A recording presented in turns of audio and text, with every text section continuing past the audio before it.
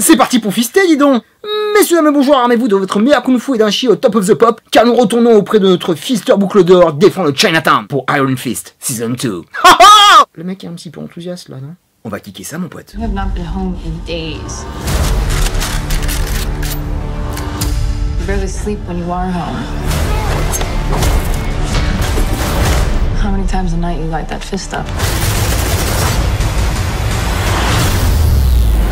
Iron Fist Netflix, on le présente plus. C'est la série la plus haïe all time. J'ai jamais vu un mec se faire découper comme ça. Le pauvre Finn Jones, il doit pas endormir la nuit, mesquine. C'est un petit peu l'équivalent du DCU, mais en série. Mais pourtant, je suis peut-être un des seuls de l'univers à avoir apprécié cette saison 1. En solo, je suis seul au monde.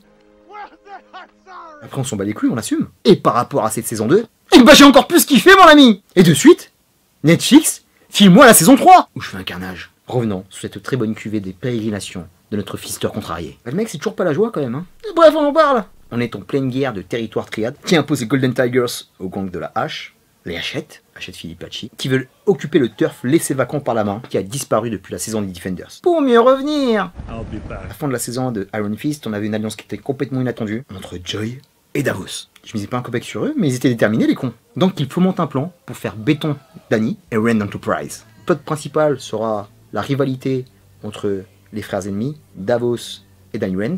Et derrière ça, il y aura des sous-intrigues qui vont très bien s'intégrer à la trame principale. Et là, je dis bravo, parce qu'on ne se fait pas chier un seul instant.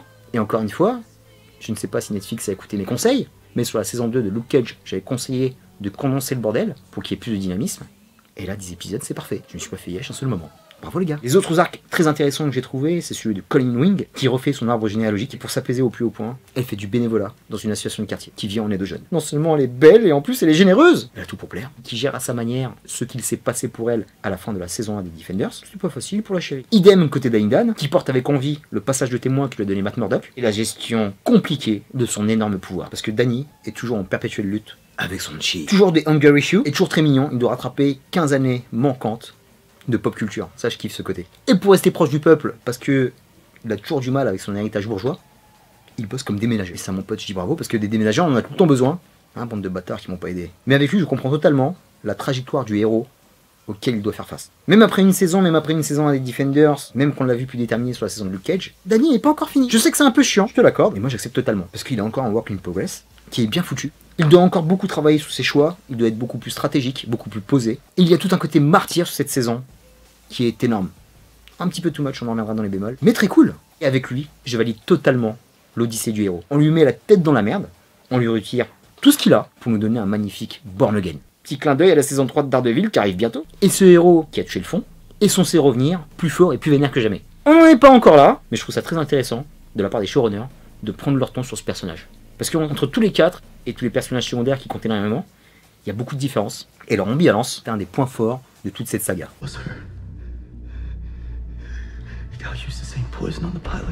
Le nouveau personnage qui vient s'intégrer à toute la petite bande, c'est Mary Walker, connue dans le comics comme Typhoid Mary. Personnage intéressant. Pareil, il aura un petit côté bémol quand même, mais plutôt bien intégré. Et j'avais quelques soucis avec des personnages dans la saison 1, mais il y en a un qui remonte complètement dans mon estime, parce que j'avais vraiment du mal avec lui, c'est le bâtard de Davos. J'avais quelques griefs avec le choix du personnage, parce qu'ils ne ressemblent pas du tout à Davos du comics. Sacha Dhawan, l'acteur anglais, il faut dire les choses comme elles sont, a un corps de lâche. Je souhaitais une différence corporelle entre Dany Rand qui est assez sec, avec un mec avec un physique assez massif. Comme le Davos du comics. Et en plus il était un peu chiant. Mais là, j'adhère totalement. Validé mon petit indien. Il est au top côté ambition. Il est ultra déterminé à récupérer le Iron Fist. On voit que le mec s'est entraîné au niveau du fight, parce qu'il en voit. Et pour rajouter une couche qui me séduit, sur plusieurs scènes, il est bouleversant. Parce qu'on arrive facilement à comprendre ses motivations. Bref, un superbe, super vilain. Mais avec Netflix, ils assurent de ce côté-là quand même. Contrairement à d'autres. Coucou le MCU! Toi qui aimes la baston, je suis obligé de te parler des combats. Sur la première saison, pour moi, ils étaient de bonne facture, même s'ils se sont fait descendre par la terre entière. Mais de ce côté-là, une vraie progression. On se rapproche de la qualité d'Ardeville, et ça cogne plutôt sec. Notamment sur la première scène dans Chinatown, qui est somptueuse. Une autre scène aussi, avec le flashback très gore qui se passe à Kunlun entre Davos et Dany. Celle-là, c'est... Et on sent vraiment qu'ils ont écouté les critiques, et ils se sont donnés là-dessus. Parlons team-up, les binômes fonctionnent à plein régime, et la symbiose est parfaite. On retrouve mes Daughters of Dragon d'amour, toujours aussi impeccable. Validation pour Joy et Davos, ça partait plutôt mal mais ça fonctionne bien. Danny et Colin, dans l'amour comme dans l'embrouille, au top. Après, un de mes personnages chouchou de Iron Fist, c'est Ward.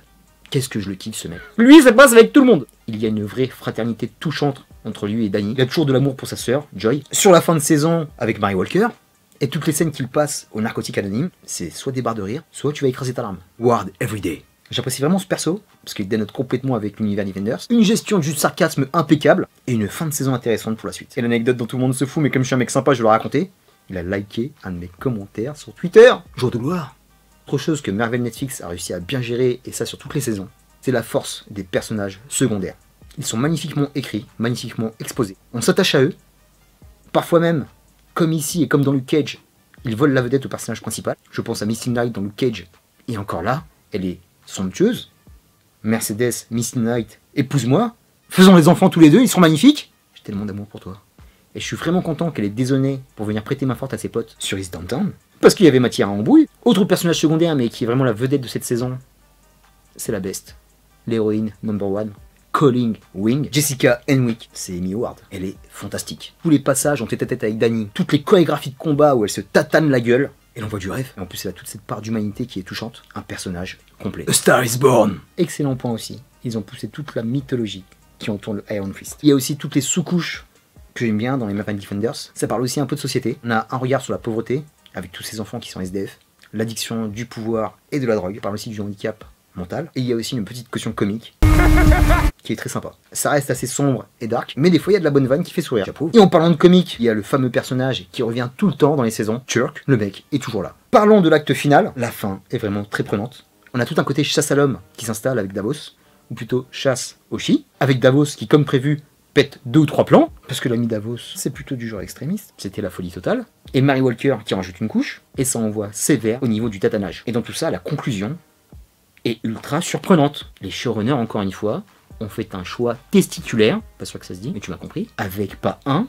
mais 2 gros twists dans le dernier acte, et c'est de la tuerie. Ils m'avaient déjà eu sur la première saison, mais là, avec la deuxième saison, ils sont montés de niveau, et ce, sur tous les points. Donc c'était avant encouragement, et là c'est confirmation. Je vais pas te mentir, j'étais un peu décontenancé, pas déçu, parce que par rapport à Danny Rand, il se passe quelque chose de difficile. En plus de ça, c'est un personnage qui est en progression, il appréhende beaucoup mieux les situations. Ils font un choix qui le dessert, mais derrière ça, dans le petit épilogue de fin, c'était double salto arrière. J'étais complètement fou sur mon canapé. Je me suis dit, 10 épisodes c'est pas assez les gars, c'est pas possible de nous laisser comme ça. La bave aux lèvres. Je vais pas te faire de spoil, mais en gros, comme je pensais au début de la saison, on est en train de se diriger tout doucement sur le magnifique run de Matt Fraction et de Ed Brubaker, le saison 3, qui est alerte demi-molle, comme dit mon commis des bois. Je passe le salam. On se fait une petite séquence bémol. Un petit problème avec le personnage de Joy. Je l'ai bien aimé sur la dernière partie, mais sur la première partie, elle m'a saoulé. Je trouve qu'elle abuse au niveau de ses ambitions. La meuf est hyper rancunière. Tout le monde fait des pieds et des mains pour sa gueule. Avec le très bon épisode 3 sur le Peace Dinner, qui était une accalmie avant la tempête. Mais elle, t'as envie de lui tirer les cheveux. Mary Walker, qui est un personnage intéressant, c'est Typhoid Mary dans les comics. Dès que je l'ai vu arriver, je pensais qu'on allait avoir un peu plus de mysticisme, un peu plus de pouvoir. Et on l'a un petit peu trop développé. J'aurais préféré qu'il y ait un peu plus de mystère sur elle, qu'on en apprenne plus sur d'autres saisons des Defenders, parce qu'en fait, elle est plus attachée à Daredevil. Mais elle a un super potentiel, donc à voir pour l'avenir. Kunlun, la scène du fight entre les frères ennemis, magnifique. Le décor, super bien choisi. Il y a le maître Sensei Lekong qui est présent. Mais ça reste très cheap. Voilà, les petites chambres du monastère, les costumes, on n'y croit pas. À faire un effort là-dessus, si dans la saison 3, on voit enfin Kunlun et ce putain de Chulao qui se plante tout le temps. Quel ici bicrave un dragon, bordel. Danny Rand, oublions d'en parler, je veux bien qu'on handicape les héros qui ont des super pouvoirs, pour les rendre plus humains, mais lui, vous l'avez massacré. Vous lui avez retiré beaucoup de choses pour le rendre faiblard. Je veux bien sur un ou des épisodes, mais à un moment, le mec disparaît du paysage. Finn Jones, par rapport à ce qu'on lui demande de faire, le fait très bien, mais cette version-là de Netflix en Iron Fist, c'est un personnage qui est doué, qui est plus doué que tous les autres Defenders, mais sincèrement, des fois, c'est le petit frère qu'on a envie de secouer et de lui dire arrête de chialer, mon pote, et sois un bonhomme.